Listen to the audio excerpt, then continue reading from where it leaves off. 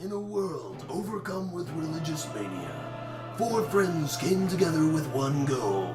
Actually, it's multiple goals in one general framework. One goal! To educate the masses on the evils of religion. We are the Fourhorsepersons of the Armageddon-Apocalypse Rock. Fuck, that word's hard to say. Okay, I think what we're going to do is start off with an introduction. Our introduction. Yes, we all get an This introduction. is the post-introduction. It's a post-introduction introduction. Yes. As you can see, we're very much a motley crew, Mod Podge of people. Myself, am Famine. I'll be the brown bear. I think that's what I decided on. My story kind of began relatively recently as far as my religious outlook. I had a lot of personal situations and things like that at the time that I was dealing with, and I eventually come to the point where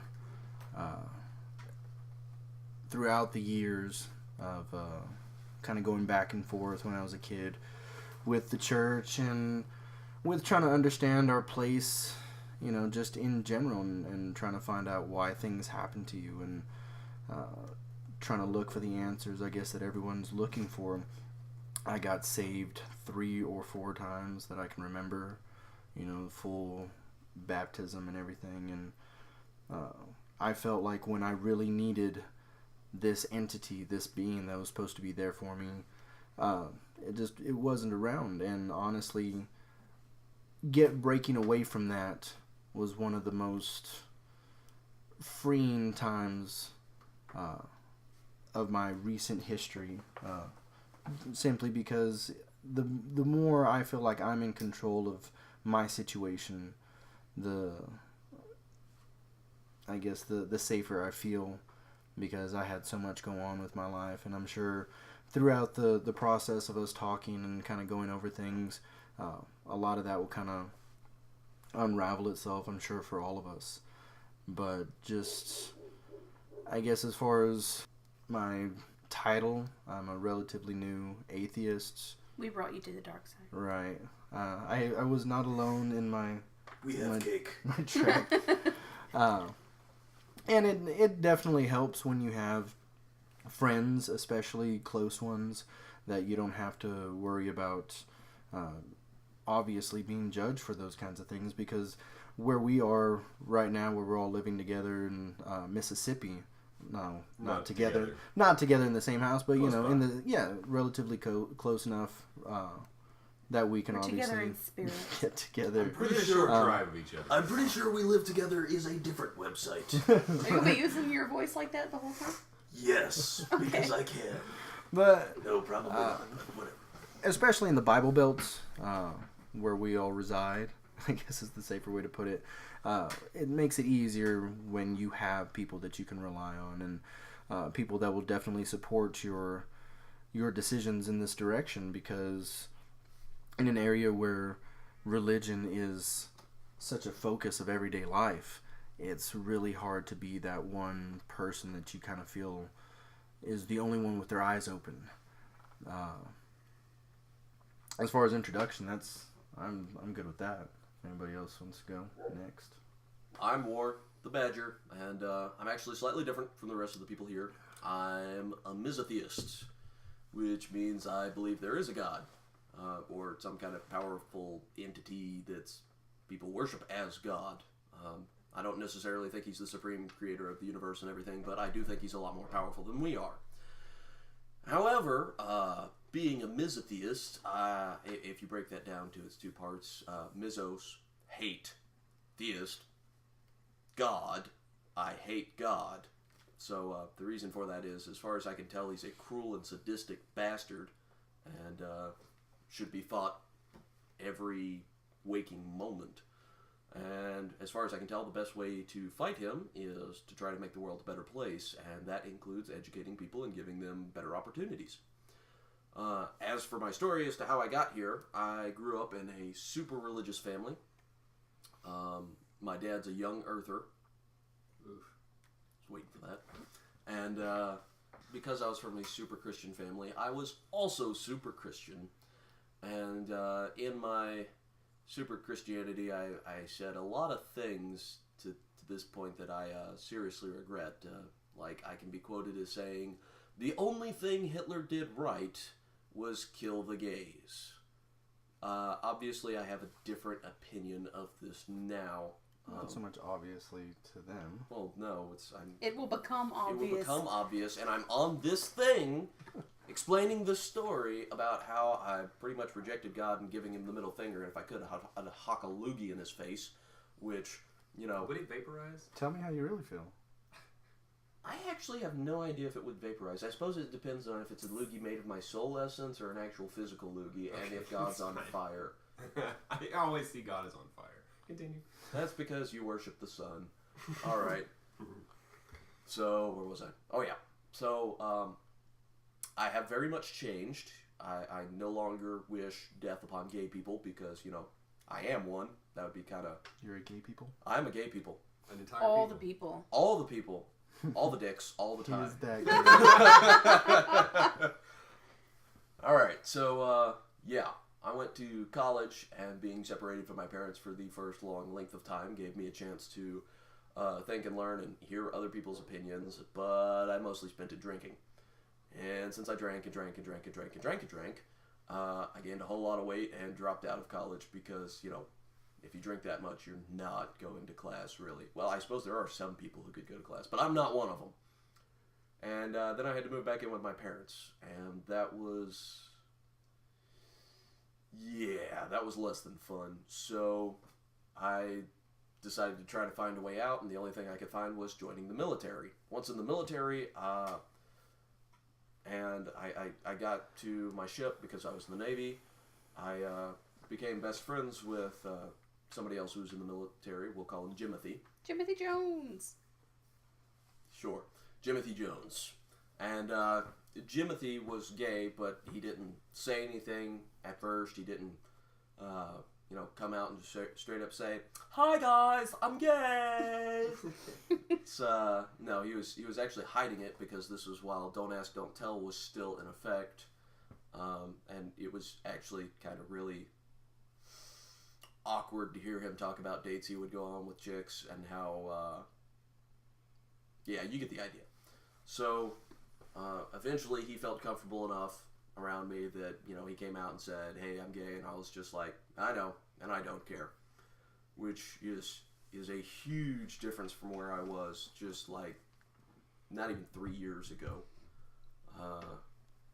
And we became best friends, eventually became roommates. He found the guy that he wants to spend the rest of his life with, and so on and so forth. But at this point, I was still claiming Christian. I was just cherry-picking parts of the Bible out to justify still being a Christian because I was terrified of the idea of going to hell. And as far as I was concerned, the only way to get into heaven was through Jesus and blah, blah, blah, blah propaganda.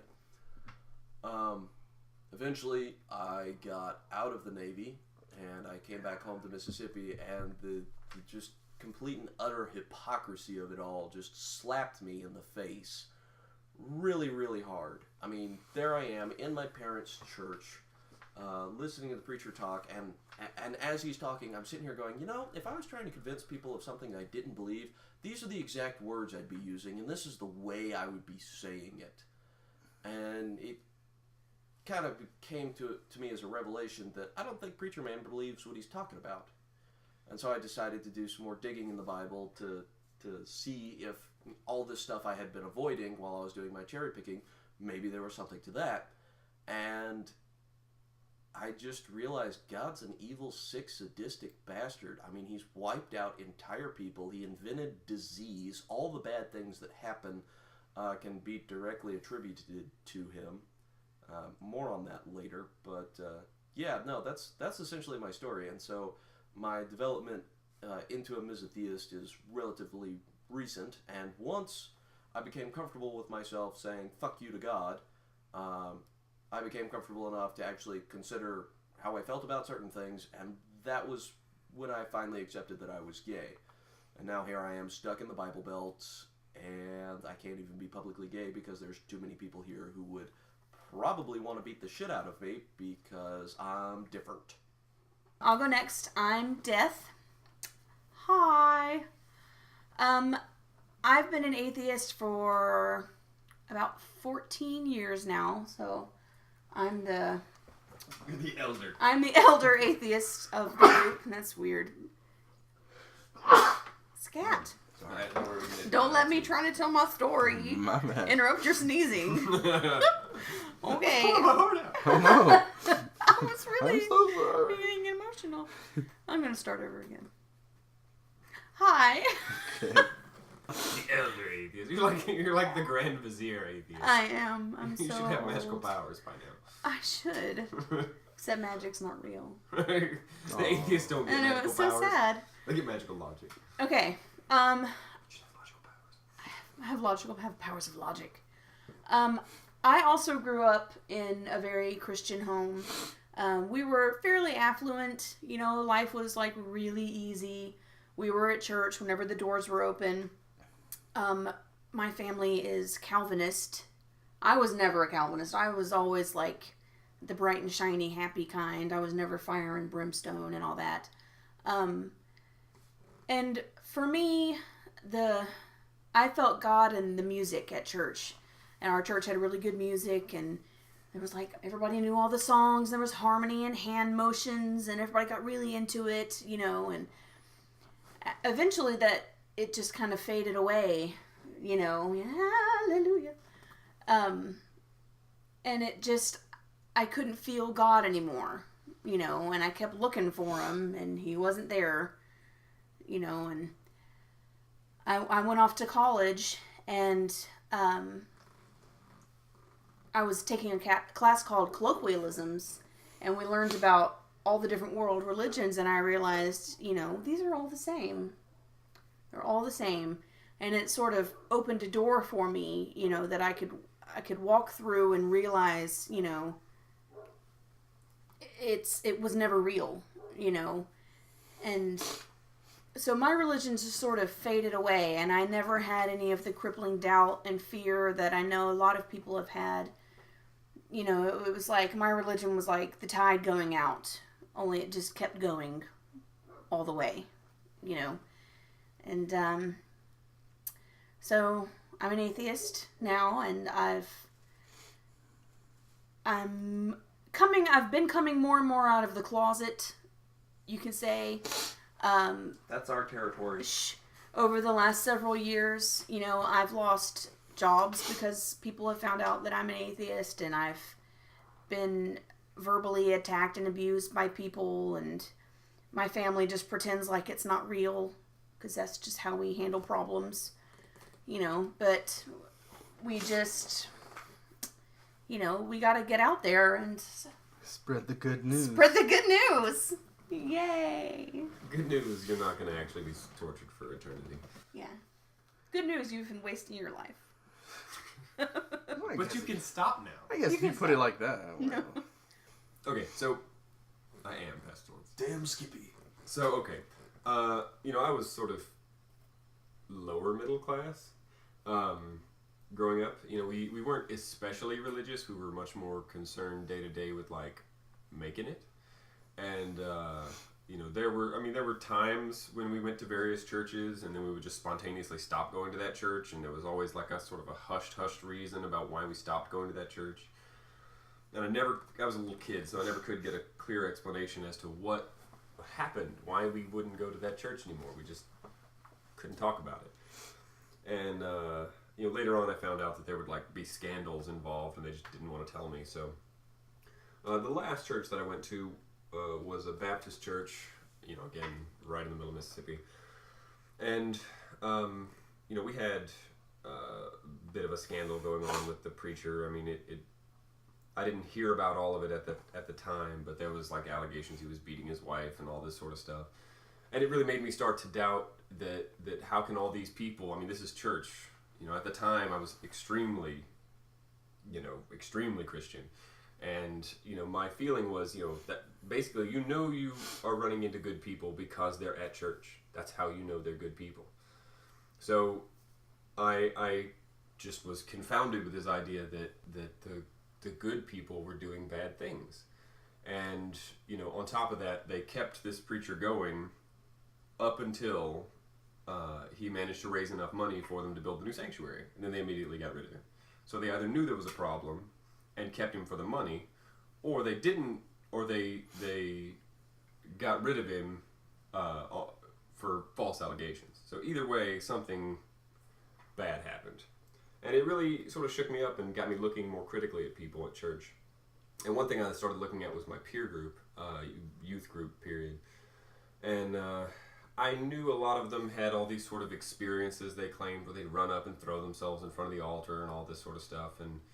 And I could tell they were faking it. They were only the ones that really liked attention would run up there and throw themselves at the altar, and they'd do it 3 or 4 times. And we didn't have a church with a whole lot of music, and the music there was pretty poor.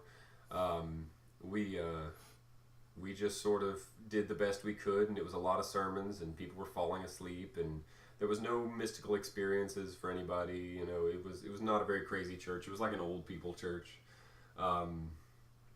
And generally it was very calm, and I remember thinking I wanted to have a religious experience. I wanted to feel God, because I knew God was real. I had no doubt. And I wanted to actually connect with God. And there were stories about people connecting with God and feeling moved by the Spirit and all this sort of things, and I wanted that to happen, and I tried, and I did all the things. I prayed, and I did the whole be still and know thing and all of these things, and nothing ever happened. And I really did not want to fake it. I really did not want to pretend like there was God. I needed God to be real. So I kept waiting, and I kept waiting, and I kept thinking I was doing something wrong. And so I read my Bible, and I had 3 hours a day of devotional time, and I figured if you're supposed to give 10% of your money, it's really more than that. It's 10% of your time, 10% of your energy, 10% of yourself. So 10% of 24 hours is 2.4 hours. So I figured I'll go one better and go 3 hours a day. So I got really self-righteous as a teenage uber Christian, and holier than thou. I was holier than everybody. And now you think you're just smarter than everybody. That's how it works. And so I went through and I read the Bible cover to cover. I devoted myself to God 3 hours a day. I prayed and begged God to give me signs, and went a little off the deep end with hearing God's messages in the radio and this sort of thing, and finally realized I was losing my mind. But managed to read the Bible cover to cover, and that was a really big thing for me, because I realized that the God that I had been worshiping, the God that I thought I knew, was not the God in the Bible. And I couldn't resolve that. I mean, I was terrified of the idea of going to hell. And so I kept searching and kept trying to understand and kept trying to make it work, and I prayed for God to give me insight. And I tried and I tried and I tried for so long, for years, to understand. And I'd reread, and there were these passages, especially in the Old Testament, but even the New Testament, that were so full of hate and anger and problems and inconsistencies, and it just would not make sense in my mind. And I kept thinking I was doing something wrong. And so finally I started becoming less literal, and bending it, and changing it, and blending it with physics. And I was enthralled with physics and philosophy, and it was all about understanding the universe, understanding nature. And so you're like a Christianity bender instead of like a water bender. Yeah, I just I'm bent shaping it and moving it and molding Lots it. of folks do that. Yeah. So I twisted it until I finally created a God I could believe. And it sort of I basically turned into a pantheist. It was a lot of sort of emergent properties of life and the interactions of smaller organisms, and eventually you wind up with this pantheist God. But I kept the Christian label because I was terrified of going to hell, so I could tell myself, oh, I'm a pantheist. Well, I didn't use the word pantheist. I'm a Christian. I believe in God, but I was sort of a deist. So eventually my wife pointed out that that's not Christian. That would be me. Yes, the lady here. And so eventually... Death. Death and pestilence, living together. Mm-hmm. It's cool. So she pointed out that that's not Christianity. The God that I believed in was not the Christian God. And I kind of clung to the label for a while, and finally she pointed out to me that what I believe in is actually a thing called pantheism, and I finally accepted that I wasn't in fact a Christian anymore and hadn't been for a long time, and realized that I was a pantheist, and the only reason I was a pantheist was just sort of still to cling to this fear. And eventually, just sort of through working my way through those fears I was programmed with early on, came out of that and realized that I was actually an atheist, and had been an atheist for a long time. I've been an atheist now for about 10 years. And there's a lot of freedom in that. There's a lot of understanding. You know, the world makes so much more sense when you can take it as it is. When you can say the world is what it appears to be. It's so much simpler. And so I went through that, let go of the fear of hell, let go of all these strange, bizarre notions. And then I started looking at the world, and especially here lately, I've sort of made progress from an atheist to an anti-theist. I don't believe in God, but I do believe in religion, and I believe that religion is very harmful. I think 9/11 is proof enough. I think, the recent attacks in France and all around the world, Islam and Christianity, are major, major harmful institutions. They're just bad ideas. They're ideas that damage people's minds, compromise people's morality, and really give people the authority to be their worst selves.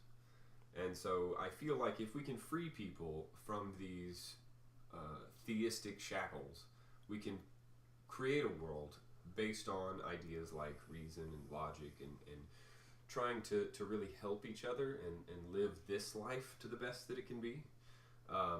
And so I've moved into taking more of the anti-theist position, which is that I believe religion is harmful to the world, and that in turn gives me a moral imperative to help people to overcome religion. And so there are certain ideas that I feel are necessary to spread. And so I think that this is a good venue for me doing that. And the reason for not being more straight up with our identities and stuff, for me personally, is I have a job, and I live in the Bible Belt, and if I came out as an atheist, I would be probably fired immediately. And I can't do that because I have a wife and children and responsibilities. So as much as I feel like I have a moral imperative to take action, I also have to concern myself with their well-being. So that's why we're doing it in this format. So we'll be producing more videos that will be more interesting than this. Mm-hmm. Not that we're not extremely interesting people. Oh yes, super duper interesting. Apparently. But yeah, so we'll be covering various topics. You know, we'll be looking at theistic arguments. You know, both the simple ones and the more advanced ones, and sort of explaining where the problems are in their logic. And we'll be looking at things like young Earth creation and the assault on science and the assault on education and the obvious attack on the lower class and the middle class by an upper class that's using religion to manipulate them. We'll be covering attacks on women. Yes, attacks on women. Attacks on gay people. Attacks on gay people. The biggest thing that we were trying to do is basically just take 4 different perspectives of kind of the same idea, and hopefully you can take something away from that. And like I said, we feel like there's enough diversity within our group that we're kind of trying to hit as many different ideas and perspectives and ways of thinking as we possibly can, because that's the root of being a free-thinking individual. Okay guys, that's the end of our video for tonight. Feel free to like and subscribe, and if you have any questions or suggestions for our next video, post them in the comments. The end? The end. The end!